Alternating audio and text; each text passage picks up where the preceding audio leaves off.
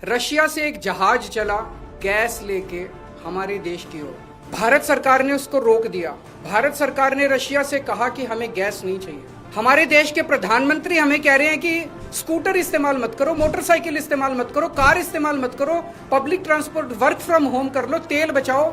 Russia हमें तेल दे रहा है, हमें गैस दे रहा है, कह रहे हैं हम तेरे से नहीं खरीदेंगे। क्यों नहीं खरीदेंगे? ट्रंप ने मना किया है। तो मोदी जी ट्रंप के सामने क्यों झुके हुए हैं? 140 करोड़ लोगों का हित जरूरी है कि ट्रंप जरूरी है?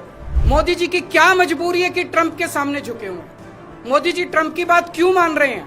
पूरी दुनिया का कोई नेता, कोई देश ट्रंप की बात नहीं मान रहा, मोदी जी ट्रंप की बात क्यों मान रहे हैं? चारों तरफ अफवाह फैली हुई है कि एप्स्टीन फाइल्स के अंदर मोदी जी का नाम आया, इसलिए मोदी जी डरे हुए हैं। चारों तरफ अफवाह फैली हुई कि अडानी को बचाना है, इसलिए मोदी जी डरे हुए हैं। मेरा कोई इंटरेस्ट नहीं है मोदी जी का एप्स्टीन फाइल में नाम है कि वो अडानी को बचाने की कोशिश कर रहे हैं कि कोई और कारण है। मेरा उनके व्यक्तिगत जीवन में कोई इंटरेस्ट नहीं है। लेकिन मैं मोदी जी को कहना चाहता हूं कि 140 करोड़ लोगों के, आप एक तरफ इनको कह रहे हो कि गैस मत इस्तेमाल करो, पेट्रोल मत इस्तेमाल करो, दूसरी तरफ रशिया से तेल नहीं खरीद रहे।